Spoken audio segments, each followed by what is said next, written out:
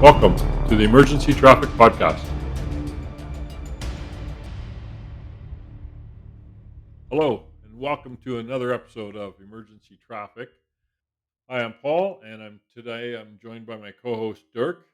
Doug and Zach are both not available today, so it's just the two of us doing this one. Hello, Dirk, and what's new? Hello, Paul. Not much. Just enjoying the weather. Going to work. Yeah, that's basically it. There's a camping trip coming up here next weekend, the last one of the season, I guess. And yeah, other than that, it's all good. Everybody's healthy. So. You went hiking or something, didn't you? And Oh yeah, I went just by myself. A couple nights. Went out and went on a pretty extreme hike for myself. Just challenging myself. out in the Rockies, or Yeah, out in the Rockies, yeah, the David Thompson area there. So right, right. it's pretty cool. It was like a 10, 11K hike up and down a ridge line. So Where'd you go? Like Allstones or no, Landslide? 2 o'clock creek. 2 o'clock Creek. Yeah, Yeah, nice, it's nice. Had two your o'clock bear creek. spray and No, I bear didn't. spray and your sat phone.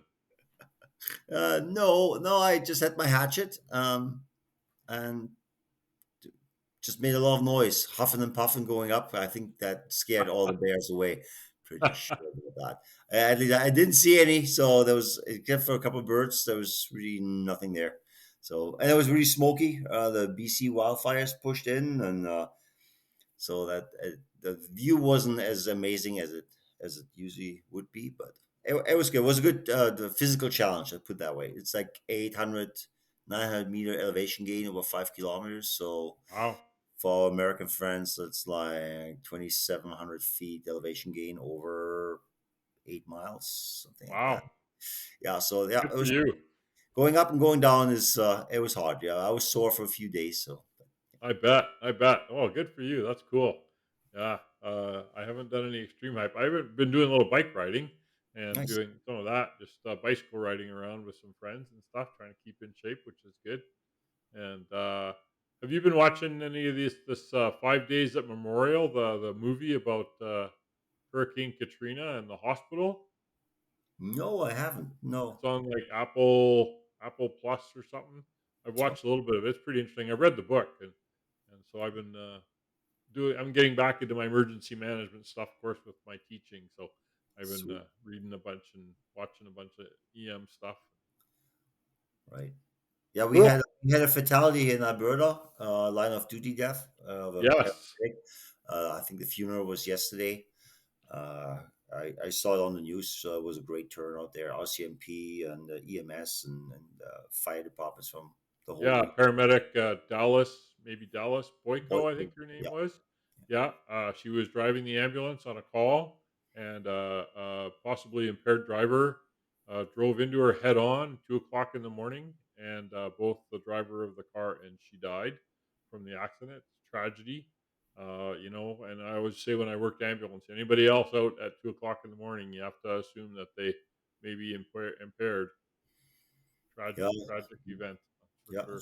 She was a veteran too. She's She was uh, in her mid 50s. Yeah, yeah. yeah, so 25 year. They said 25-year career in the EMS. So there's a lot of guys that I know that work with her. So Right, right. great loss. Yeah, that's terrible. So, speaking of fatalities, today's episode, we're going to go back to September 24th of 2016, where a 41-year-old lieutenant and a 51-year-old senior firefighter died due to a floor collapse at a residential structure fire in Delaware. Two other firefighters were critically injured.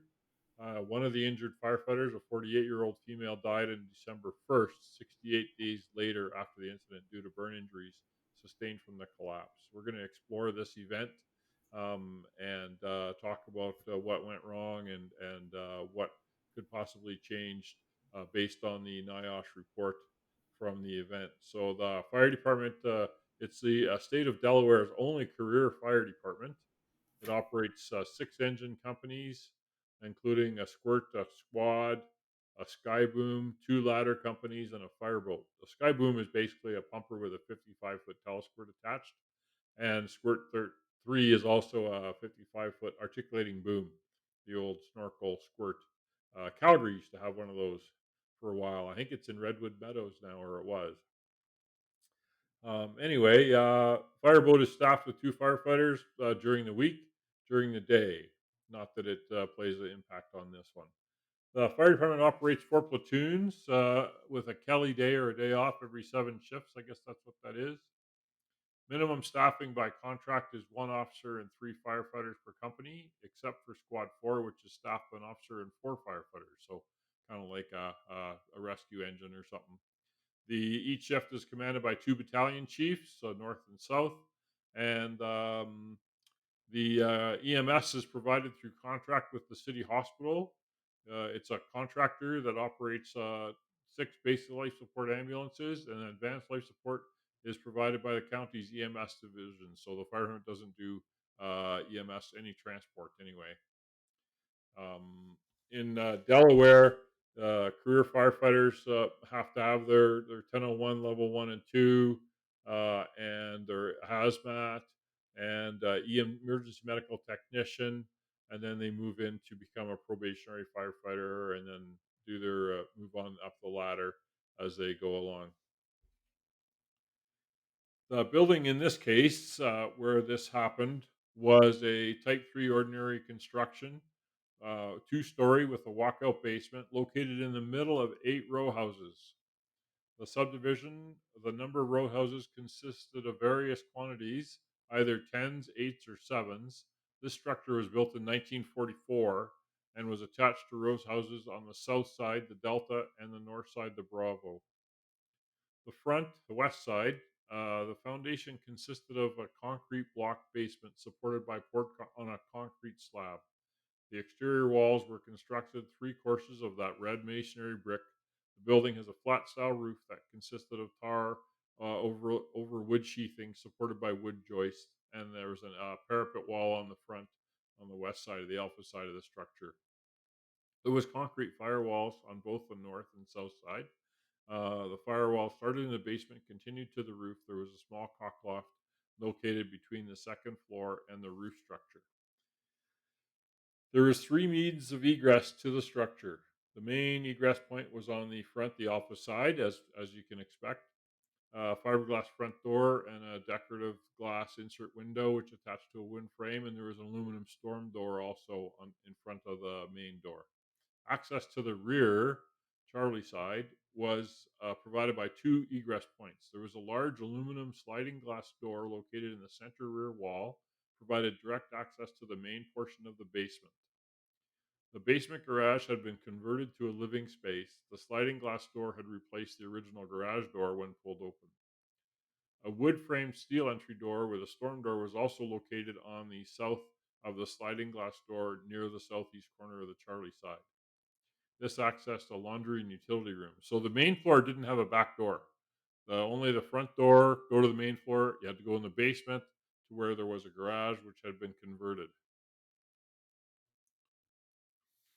The interior was about 1,000 square feet. First floor, second floor was the bedrooms and a bathroom. It contained a partially finished basement. The basement originally contained a garage, as I mentioned. Walls of the garage were removed, and the basement was used for storage and living area. The walls, which were removed, apparently may have been the load-bearing walls. The interior wall coverings, gypsum board, plywood. The flooring. This was interesting. Was the flooring on the first floor consisted of 12 by 12 ceramic tiles glued directly to furring strips that were nailed to the 2 by 8s. So there was no floor. It was furring strips and then tiles, which is odd. I've never seen that before. And then which were of course spanning the floor. The second floor was normal flooring. Prior to the fire, it says in the notes here that there were several breaches in the plywood material, exposing those floor joists on the first floor. So the floor could have been directly exposed to fire. I wanted to take a minute to talk about mutual aid here, in that there's 21 volunteer fire companies. Of course, this is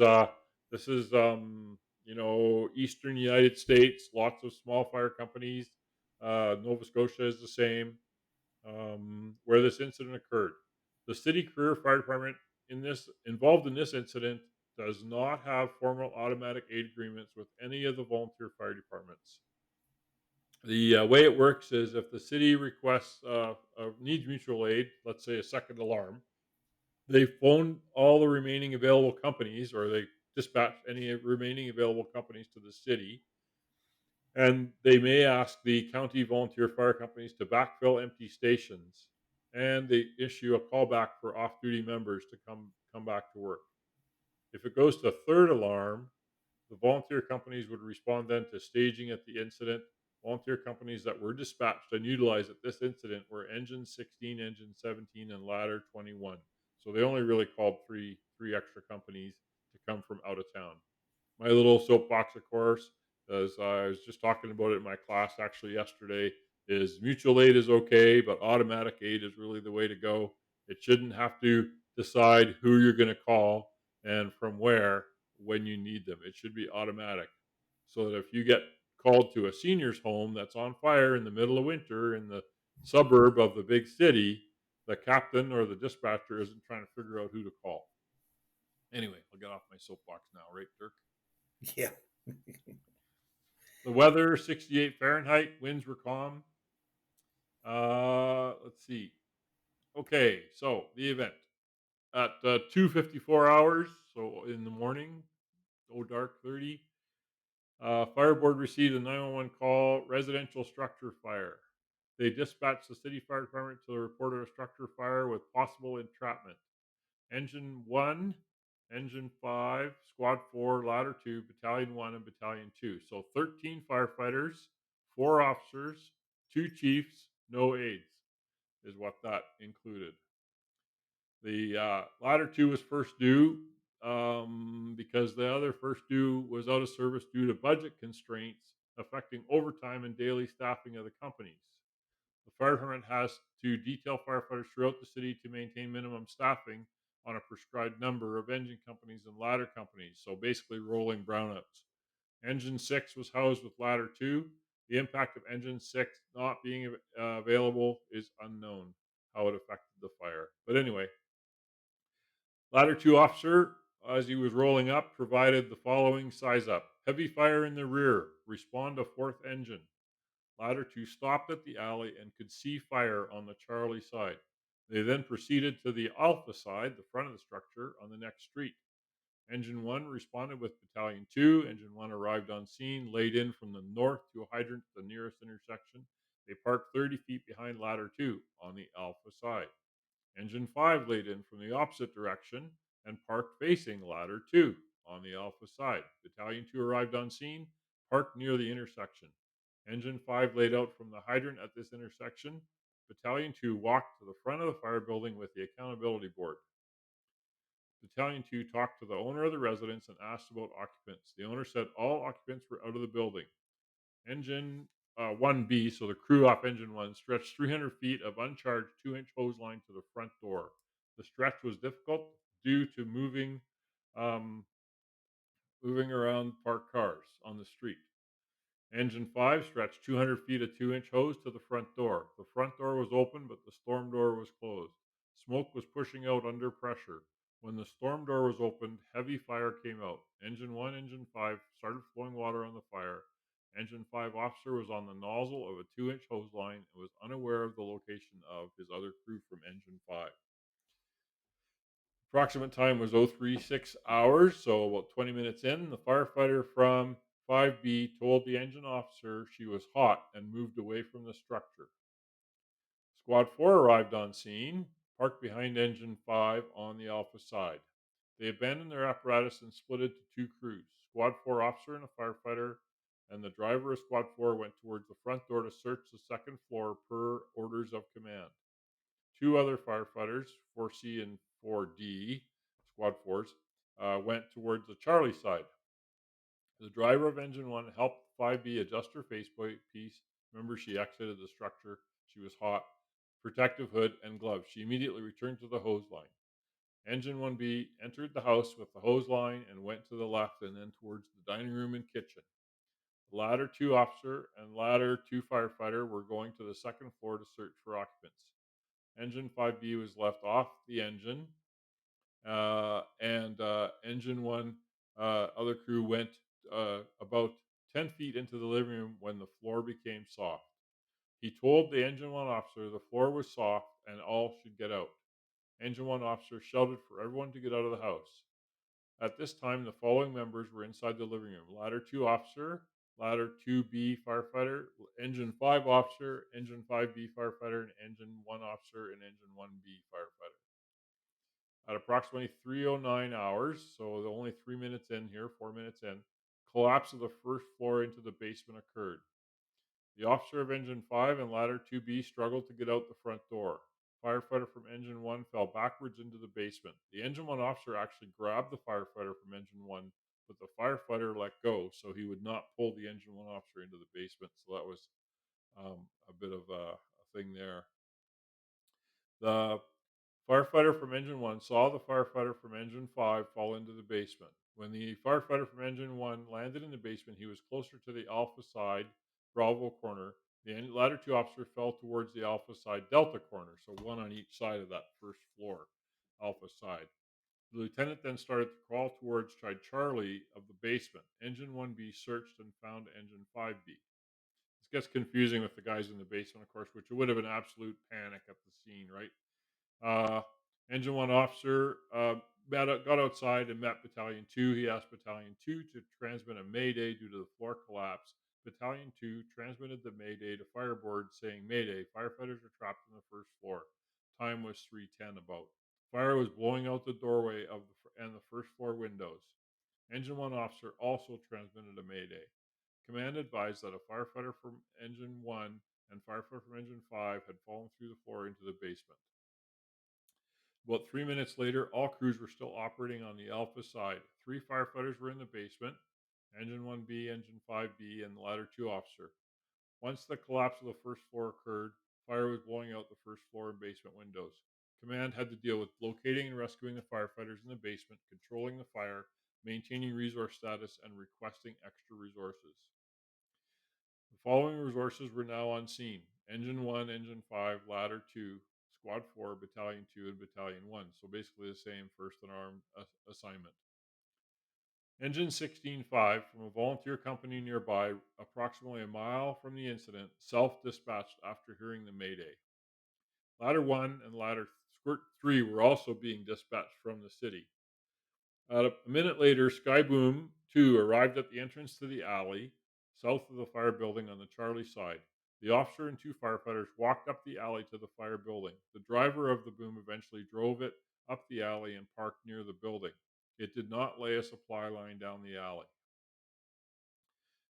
After the collapse, command assigned Squad 4 as RIT, or RIC, they call it here, to locate the missing firefighters. Squad 4 officer and two firefighters went in the front door with a 2-inch hose line.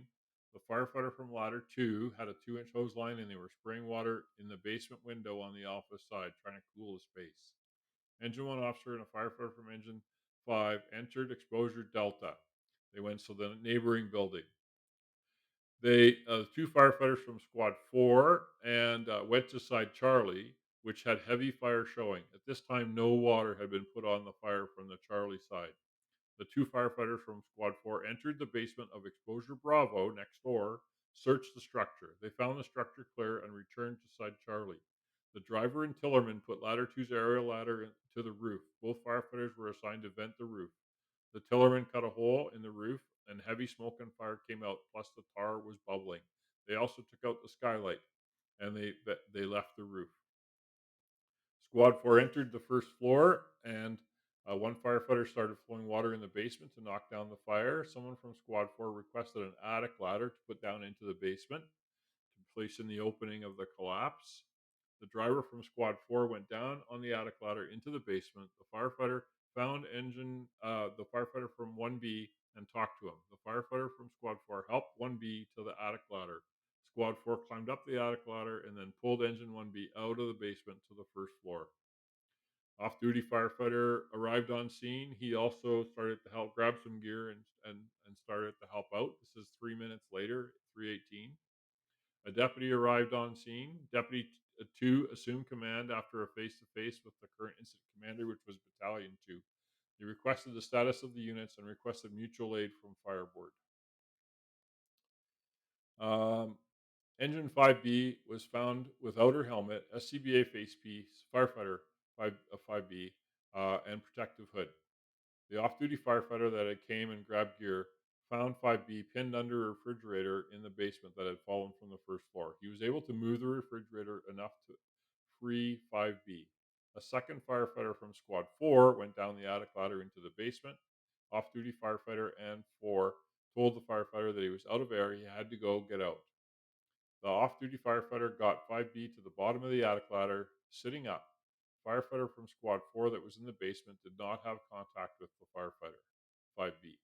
She was with Engine 1C, who then left the basement due to being out of air. Another firefighter from Squad 4 immediately entered the basement via the attic ladder. Both firefighters from Squad 4 couldn't find 5B because she had moved further into the basement towards side Charlie. Remember, she had no SCBA, no helmet, no protective hood, very disoriented, probably didn't know what the heck was going on, right? Uh, some other firefighters entered the Delta exposure, trying to get into the Charlie side of the building. So they're trying to get in through the other building because fire was too much. Two firefighters worked their way to side Charlie by going through the kitchen, down the interior steps to the basement, outside to Charlie. So they're going through the neighboring buildings to get to the backyard. Engine 1 officer got into the alley. The chauffeur had pulled the sky boom up the alley. They did not lay a supply line. They parked in the alley. Firefighters from Skyboom were stretching a 2-inch hose line to Charlie side. Heavy fire blowing out all 3 floors on the building on the Charlie side. They couldn't get Skyboom to go into pump due to the maxi brakes were forgotten and they weren't set. So the interlock was preventing it from going into gear. Obviously, pandemonium due to the collapse and everything, right? So things are going crazy. No water been, and probably just that not following normal procedure. They stopped at the end. Two guys left the truck. They walked down the alley. The officer or the chauffeur decided, okay, well, I might as well take the truck down there too. But that probably threw him off his game. Pulls the truck down there, just takes his foot off the gas, leaves the truck there.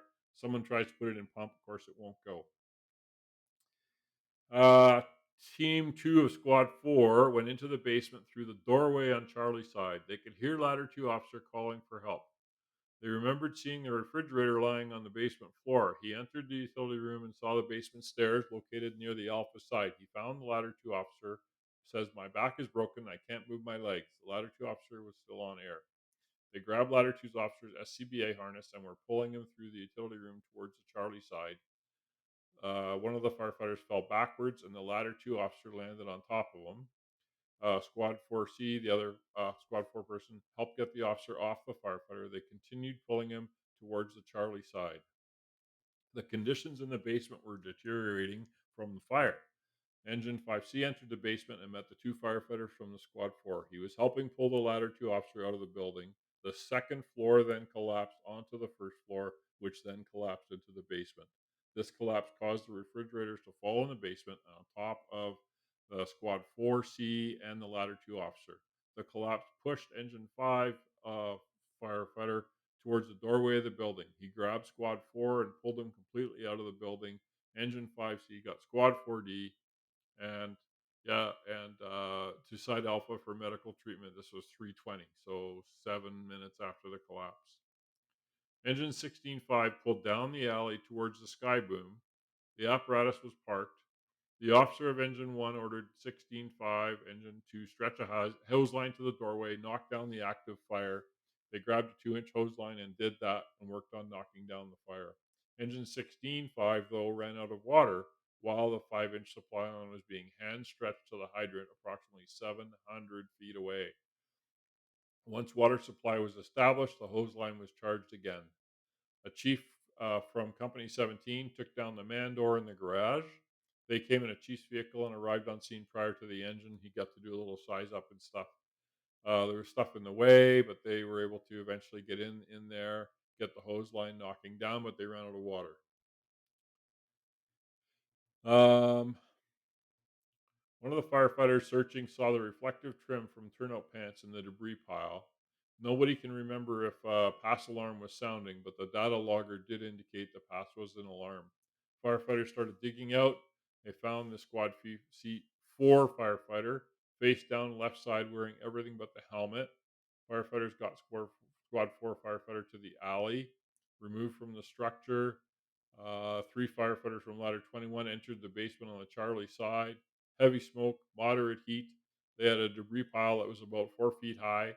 As the firefighters were moving towards the middle of the basement, they encountered a refrigerator and a filing cabinet, and they heard 5B calling for help while they tried to locate her. So this is, no SCBA, no anything, screaming for help in the basement. He ordered two firefighters to climb over the refrigerators and debris to get the person, and so they found 5B kneeling on the floor. Uh, Firefighter, she passed away 6 months later in hospital from the burns, unfortunately. So they finally carried her out to a stretcher in the alley. Rapid intervention crew was formed using the firefighters from Sky Boom 2 and some other firefighters, and they continued to search, looking for everybody. Command notified at 4:30, so an hour later, they located ladder 2 officer had been located in the debris pile. He was pronounced deceased on the scene.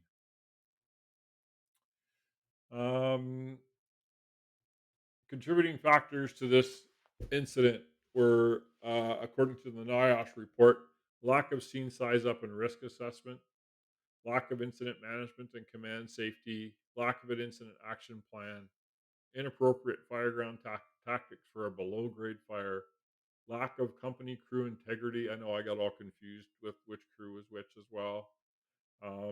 Lack of personnel accountability system, no intervention crew after firefighters were sent inside, ineffective fireground communications, apparently a lack of professional development for firefighters and officers.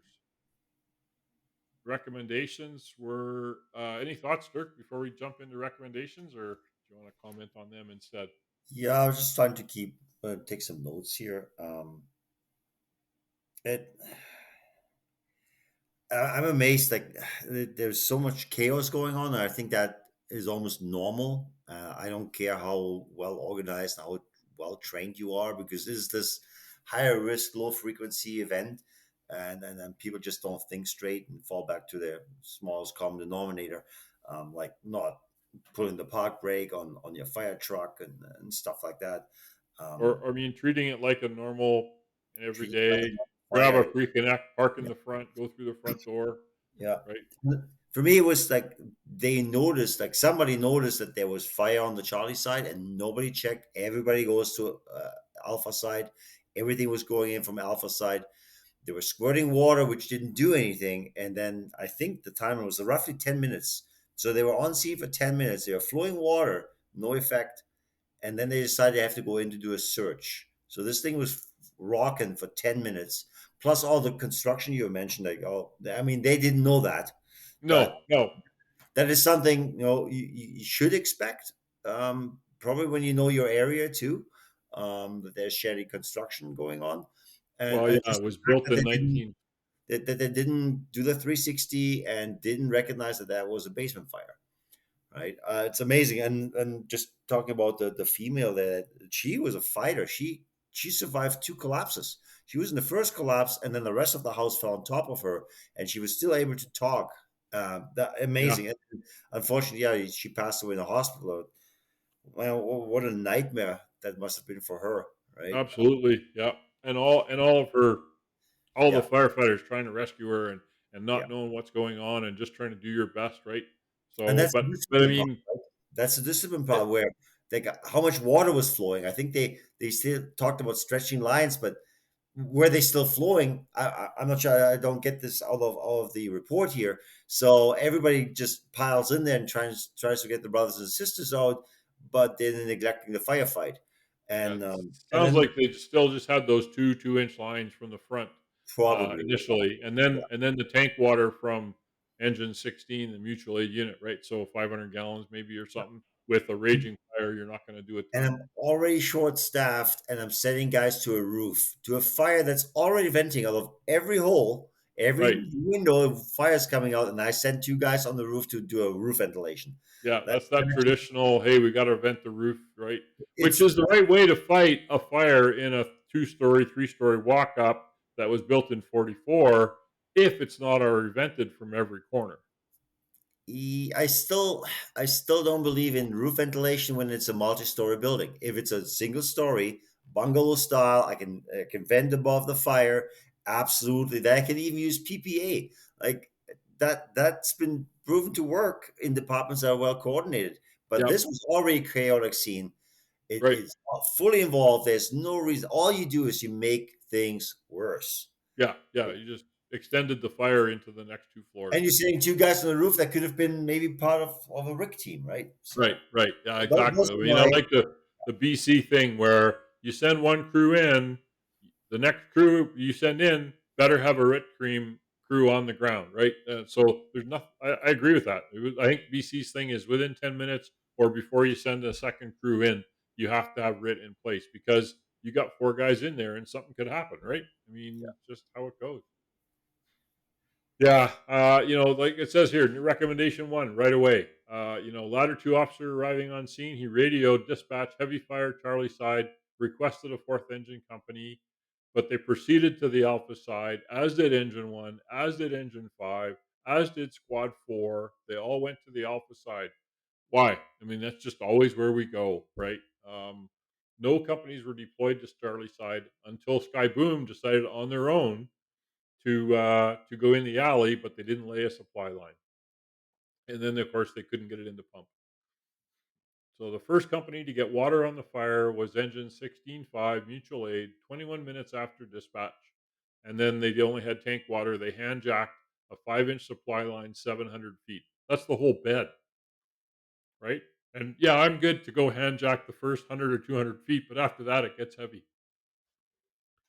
Uh, Fire departments should develop tactical standard operating procedures involving below grade fires. Again, this it wasn't identified right from the start that they had a below grade fire.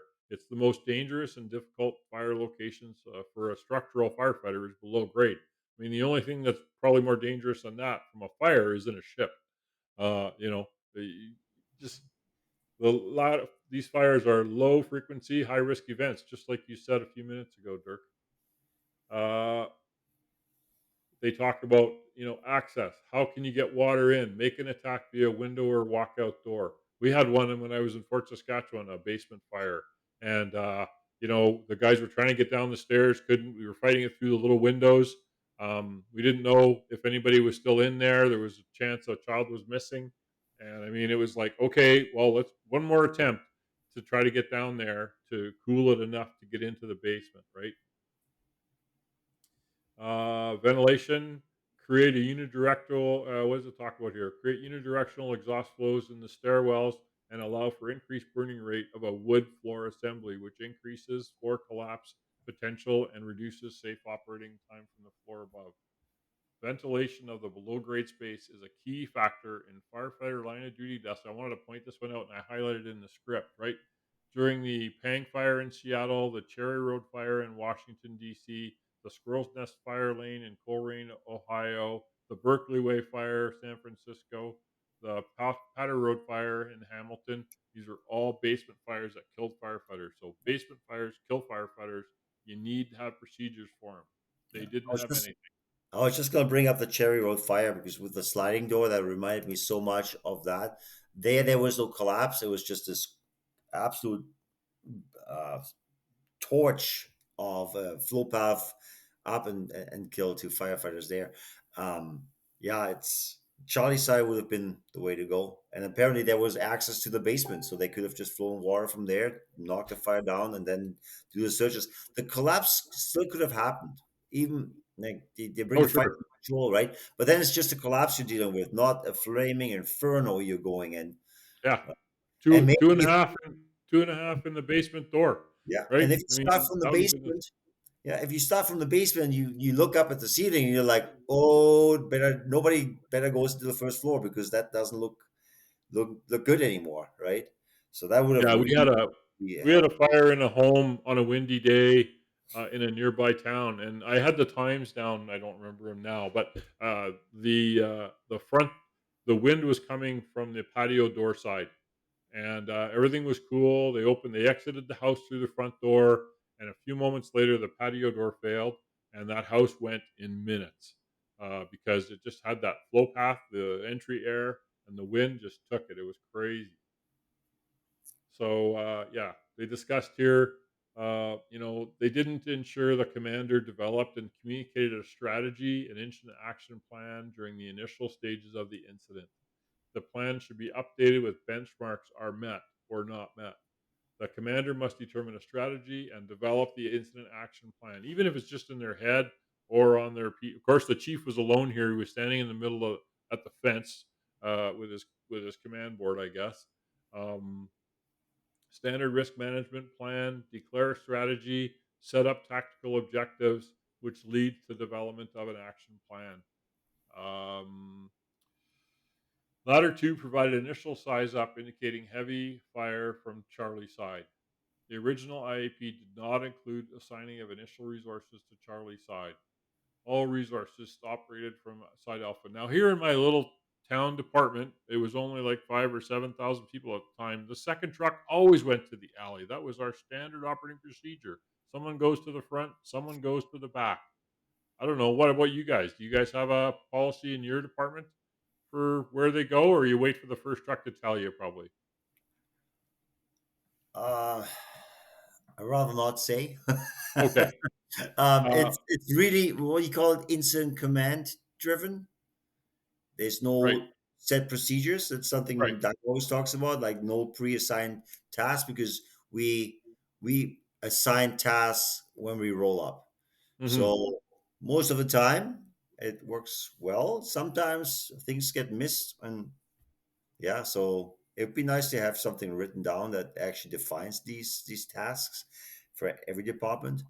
Um, Says here that initially the first arriving companies did not realize the fire was in the basement until they were operating on the first floor just prior to the collapse. Lack of a 360, I wrote in my notes. We've always done it this way. This is how we do it. We all park in the front. We all go in the front door. We get so ingrained in our habits, right? That's the problem. And it's 3 o'clock in the morning. They just woke up, and maybe it wasn't far from the station. So those are all factors, I guess. Ladder 2 officer never formally assumed command. Battalion 2 arrived on scene, parked his vehicle, walked to the Alpha side of the fire building, carried an accountability board, hooked it to the fence in front of the building. By the time Battalion 2 arrived in front of the fire building, Engine 5 and 1 and Ladder 2 were already inside the first floor. Command advised Fireboard that 2 hose lines were operating in the first floor and that all occupants were out. Collapse of the first floor occurred 3 minutes later. No resources were on Charlie's side. There was no structured incident action plan for this, announced by command. Um, they didn't. No one said where's the fire. They didn't identify the location of the fire. That's like one of the first things is where do you think the fire is, which lays the foundations for everything. Uh, you know, should this have been defensive? That's the question I wrote myself. Fire's ripping out the back. Of course, they didn't get eyes on that. They didn't see that. I was just saying, you can go offensive from Charlie side. You can push into Right. the basement with Right, push into the basement. two Yeah, hose lines. You push in see from what it's like. level as the fire is, but they didn't know that, so they're pushing in from above the fire, and then plus all this construction. I think I remember that they said they might have taken out the load bearing wall, and then Right, the flooring was really. it was It weird. sounded really weak, really weird. So Yeah, yeah, it was a perfect storm for catastrophic floor collapse. But they didn't know that. So yeah, I mean, the floor occurred the collapse occurred within 3 minutes of the initial fire attack through the Alpha side. Radio communications quickly became overwhelmed. There was minimal radio traffic from initial crews conducting the attack until the collapse occurred. Well, it was only 3 minutes. You couldn't have a lot of radio traffic. Command did not know the actual number of firefighters had fallen in the basement or their location. They were not aware of any fireground operations on the Charlie side. And then it goes on to talk about, recent NISC and fire behavior underwriter studies for, developing standard operating procedures. Fire in a room once took 20 minutes, now takes 3. So, initial size up, heavy fire was reported on the Charlie side by the first company, but no companies. We beat that one to death. No one went to Charlie side. 21 minutes elapsed. adequate staffing, but also the deployment strategy is what they talk about. Fire department should ensure adequate staffing, and we are seeing. I have to take a moment and say we are seeing so many inadequate staffing articles lately on my social media feeds and stuff like that, where pumps are running three guys and they can't get anybody even to come in after work anymore because firefighters there's just not enough of them. Whether it's COVID or budget cuts or just Politics. it's just the situation it is right now, right? Um, and of course, so what's the solution? In my mind, of course, my favorite pet peeve, the solution to inadequate staffing is automatic aid, right? At least you got them coming without having to think about who you're going to call. I Then mean, obviously, there's still that there's that risk, and I think as an understaffed fire department, we have to tell the public, listen, we'll do what we can, but at the end of the day, we all want to go home. And I think that is the determining factor. It's like we're not going to come in to save your family if we have to take risks that are not. I mean, we like to take risks, but if it's reckless, because we know we have no backup, there's nothing really we can do. I mean, we always try, but that's what we have to tell the public is like this is what you get for your dollars that you save on taxes. You will get a fire department that responds. There's a red fire truck, and there might be water flowing, but we don't have the staffing to come to get you. And that's something a fire chief and the union and all those people they have to tell the public and the politicians, and the people have to make the right decisions to vote those people in there if it's important for them. But most people think, ah, my house is not going to burn. I'm not going to be in trouble, right? Unfortunately. So that's, yeah. And we have to make sure that we can maximize the staffing we have with, SOPs, SOGs, and okay, this is what we're going to do when this happens. So yeah, it's tough. they talk in here also that there was really no incident command system to make a systematic attack and stuff, which had happened very quickly too, and that's where SOPs really uh, would be more than even that. Incident commander must operate. This is another pet peeve. The incident commander must operate from a vehicle away from the hazard zone because the only tool he has is that radio. An area that's conducive to effectively manage and control an incident. If you're standing on the front lawn distracted by noises and by firefighters pulling hoses or ladders going to the roof or whatever it happens to be, park your car on the neighbor's lawn and sit in it with your tactical command sheet and your radio so that you can command what's going on. Do a 360 on your way in. That's why you've got a $80,000 Tahoe with lights and a winch and a push bumper and all that crap. I mean, that's why we bought it for you, is so you can do a quick loop around the block while the $1 million, 35,000 pound pumper is coming down the road. Yeah, Um, you were asking earlier how we do things in my department, and it might have sounded really bad, but we really have set procedures. Our first arriving officer takes command and stays in command, so you don't even have a transfer of command, which is good. It kind of takes the first crew out of it, but we are healthy staffed. And what we've been doing for the last 2, 3 years, we really pound the 360. Like somebody has to do a 360. If it's not the fire commander that's supposed to be sitting isolated in his truck, it's gonna be one of the officers before they enter the structure. And that's really the main thing. If fire commander does that, and he has so much to do, incoming rigs, you are overwhelmed in the first, especially when you have that that healthy staffing. Then it's the other way around. It's like the guys that are not healthy staff, they have to wait till they can assign new crews. We get crews so quickly that you're almost overwhelmed with assignments, right? So we we really pound that 360. We really want to avoid, and we talk about basement fires for the last 3 years, and really trying to get it into everybody, not just the captains, also the firefighters. That read the smoke, read the signs, get somebody to the Charlie side, get that done, and and communicating. let everybody know. Absolutely, yeah, everybody know that. So that's kind of like where my department's at. again, it would be nice to have it a little bit more structured. Um, but on the other hand, it's been working great so far due to the staffing level, right? And then understaffed departments don't have that, and then yeah, that's a whole different problem there for them, Yeah, right? they talked about it here. At this incident, the first arriving officer never formally assumed command. Based on his risks and size up assessment, the latter two officers decided to operate in fast attack mode based on the reports of possible victims that was on the radio, if you remember. But who was it that talked to the owner? I think maybe it was the battalion two that said it's clear, and he transmitted that over the radio. But maybe that happened simultaneous, or latter two didn't hear it, or something. Of course, you didn't really know who was in command yet. This deployed quick, immediate action can prevent life loss and injury. Absolutely. The company officer in this mode accompanies a crew to provide appropriate level of supervision. Command may be passed to the next arriving officer upon their arrival. Command should not be passed to an officer who's not on scene. Fast attack mode can only be used for a rescue attempt when the two in, two out rule is established. Fast attack mode should not be last more than a few minutes. And then fast attack for me means the initial crew does that. They're if I get the timeline right, they entered the structure 10 minutes after arrival. So that for me, that's not fast. Like fast attack, No, I pull up with my first arriving company.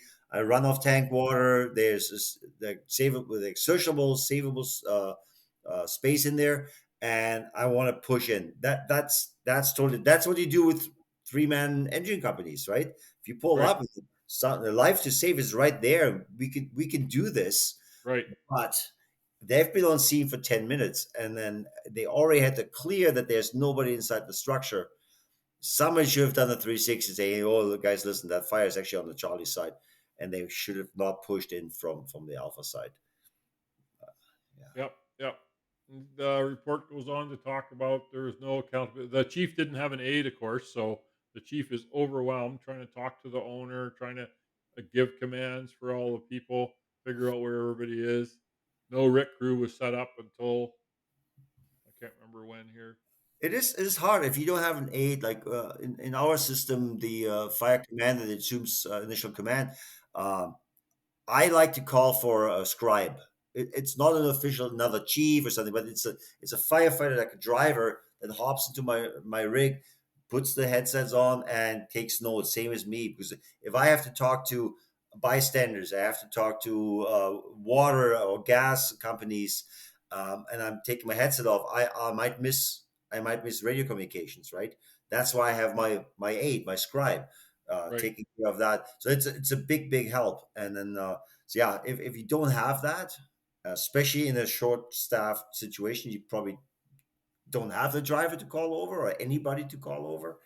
But that's also something you have to be taught. Like if nobody tells you, hey, you can grab whatever to help you, then that's not in the back of your mind, right? So Yeah, that yeah. probably wasn't. I'm not sure they mentioned an aid, but did they have an aid No, ever? no, they didn't have aides. No, Yeah. that's another thing they mentioned in here is that you need an aide. Of course, when we teach blue card, we have somebody with everybody practicing to make notes for them. Because again, like you said, you don't want to take your headset off. You don't want to miss a call from inside that hey, whatever, we found a victim or somebody's having a mayday or whatever. Same thing here. Mayday is transmitted. They have a very narrow window of opportunity to locate the Mayday subject. The fire department in this incident was dispatched on channel TAC A. Fireground operations were also conducted on TAC A, so they didn't have a separate dispatch channel. So when the floor collapsed, of course, and you're dispatching more units, the radio became quickly overwhelmed. Fireground operations should always move to a tactical channel from the dispatch channel so that it doesn't interfere, right? Especially when you have a mayday. So they didn't do that. They had three channels, they didn't use them. Three multiple channels, we had this in the past, that creates problems too, because you have to be able to monitor all three as a fire commander, right? If you don't have three radios, it's going to be hard, right? So that Right.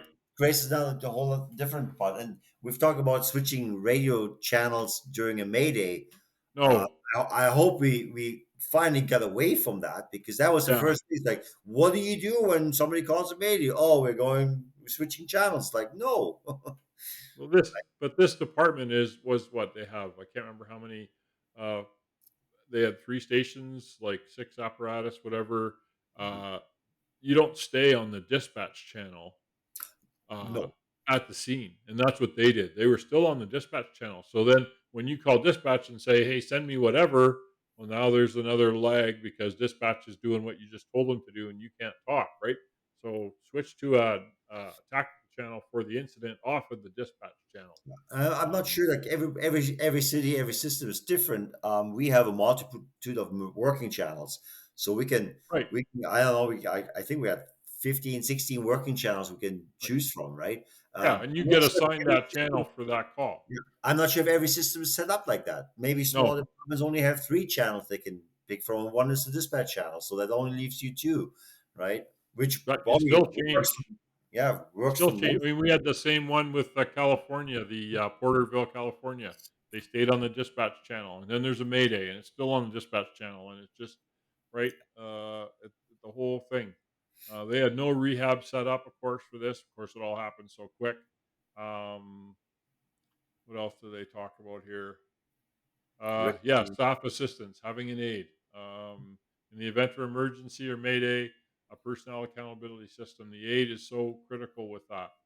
At this department, the department did not have the position of a staff assistant or incident command technician for their battalion chiefs.